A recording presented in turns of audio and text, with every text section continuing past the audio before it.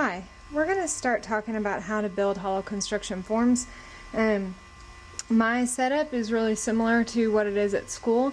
I have an acetylene air torch, a Smith torch tip, so that'll be the same as what you guys are using. I also am using a fluoride-free flux. This one is called Dandix. When you mix your flux, you want it to be, if it's fluoride-free, it's going to kind of be a little bit grainy, and so you want it to be almost like icing. If it has fluoride in it, so especially if we're using a paste flux from Rio Grande or something like that, it's going to be more of a mayonnaise texture. I will apologize ahead of time of the extremely loud cars going by. My studio is in my garage and it is loud and fast. So, first thing that I need to do is I have my base piece of metal. I'm using a piece of mokume gane. I need to make sure that that's clean, so that's already clean. And I'm also going to use a cotter pin, and so I'm going to place that right on the brick as well. So, and then I've placed my little piece of mokume gane there. So, I have already started to create the frame of this hollow construction form, and I'll show how to do this soon. But basically, every time that you're doing hollow construction, the easiest way to build it is to think about building the cookie cutter shape first. And so I scored and folded these so that I could create these V shapes. And I'm going to solder both of these on here at the same time.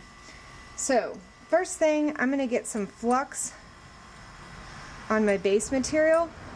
And if I put enough flux, then I should be able to go ahead and solder both, or not flux this one as well. I'm going to put little pallions of solder on here, and you can see that it's really shiny. That's because I made sure that it was extremely flat. So working at the sanding board is going to be really worthwhile. So I have little pallions of sterling silver solder that I've pre-cut and put into a container. And I would always suggest having solder ready to go. You don't want the water to burn off on your, or to evaporate on your flux before you start soldering. So it's worth having those pallions already cut.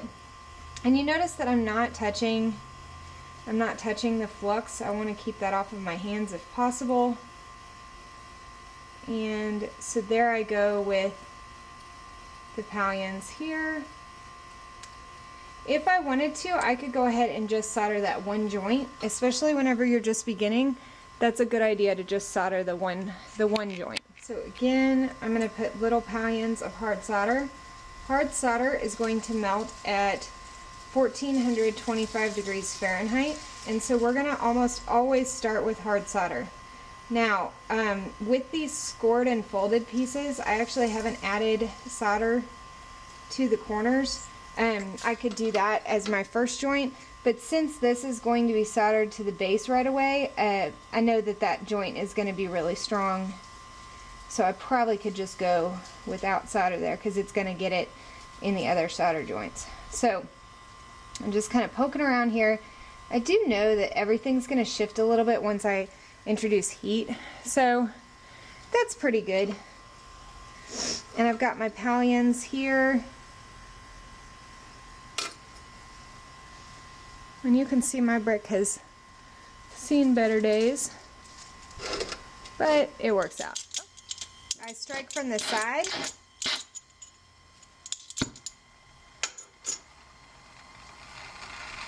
And especially since I'm outside, you're going to see that that's pretty blue. In the studio, it might not look that blue. So the first thing I'm doing when I solder, no matter what, is I'm going to preheat. Ideally, you don't have extremely worked hardened metal to get started on this first step. If you have done a lot of forming, then my suggestion would be to always anneal as the first step, pickle it, clean it, and then for the second step, do this solder joint. So I'm doing a right angle solder joint.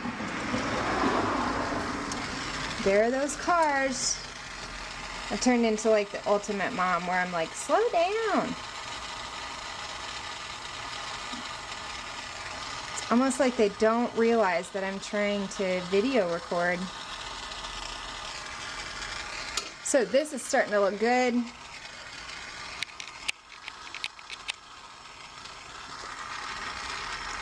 Everything's getting the same color.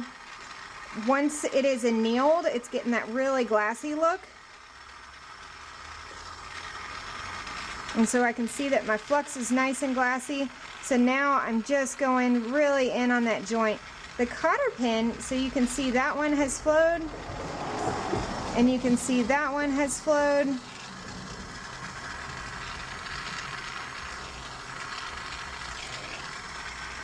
And there we have it. The cotter pin is lifting it up off of the surface of the brick just enough that that heat can reflect off of it. So I do want to get it off of that cotter pin just so that it doesn't stick. This cotter pin at the schools, we have already taken off any of the galvanized material. You really want just straight steel if it's not galvanized, that would be great. You want to get rid of that material, and then we've put a layer of carbon on there, and carbon is going to keep it from sticking to your piece. But if you accidentally flux the cotter pin, it can stick as well. So this thing, yeah, I told you, cars. This thing is looking pretty good. And you can see all of that shiny stuff, that's all the flux. That flux turns into like a glass. And so now I'm gonna quench this in water, and then I'm gonna put it in my pickle, and then we'll get to the next step. A lot of times I'll create the entire frame first, so I'll make that whole cookie cutter shape first. But for this particular one, it was easier to make part of the frame, solder it to a base so that it was really stable, and then now I'm gonna add on the little sides to it. So I've already fluxed it, and I have this little end cap, and I'm just hoping that gravity will help me out here. So I'm gonna get this nice and hot.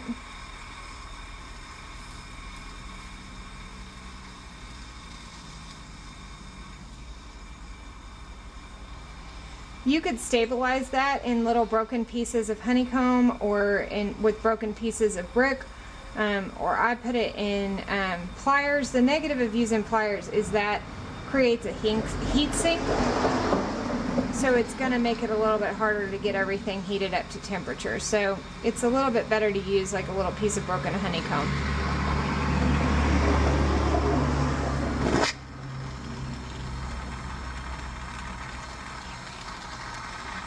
And you see sometimes I bring in another torch just to get it hot.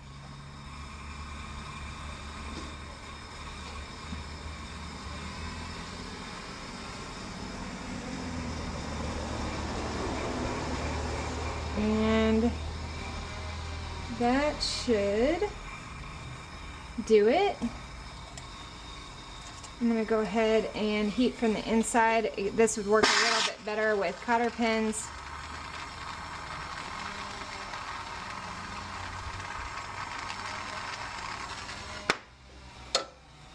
Be careful when you do that because you don't want gravity to make it fall back down.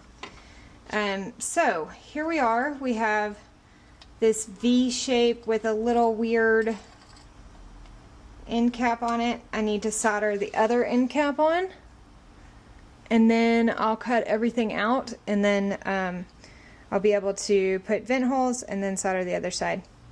So there she is. All right. And then I am using hard solder still, and I know that we've had a lot of joints with hard solder, but I should be able to keep the heat away from those other joints still, and I want to save my medium solder for down the road.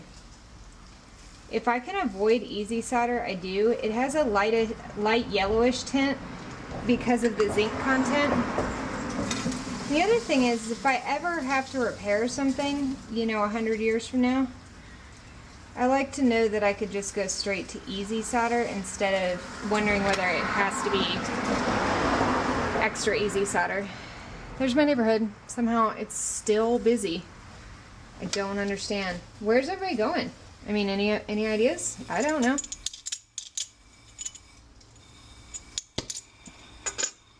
So we heat this guy up. I am going to preheat.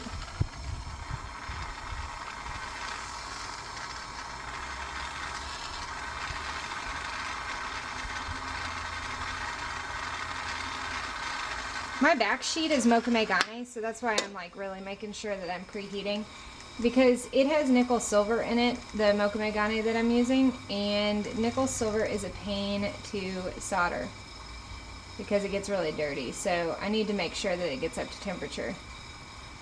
So,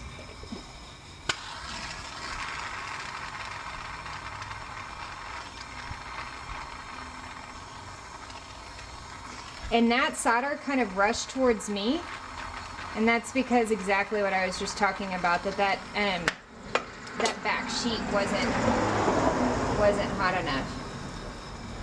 So I think because I have enough time, I'm going to just add some more solder, because that was kind of my bad on heating. I should have enough time. If I don't have enough time, I just pickle it and go again. It's a little odd with this angle. I'm trying not to set myself on fire here.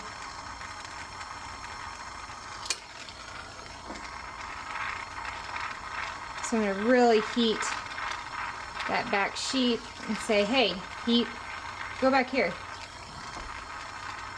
Solder works with capillary action, so it's going to follow where the heat is. And there it goes, perfect. And then I'm going to still knock this down on its side.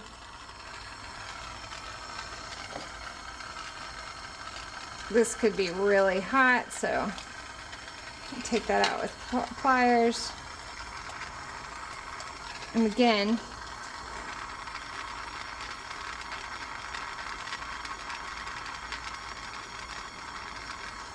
just making sure that that bottom joint looks great. And you definitely want to be careful. You don't want it to gravity to just make that side just fall right off. So, okay, and I saw it flash for just a second, so that looks good. Sorry it was up there just a little bit, but there you go.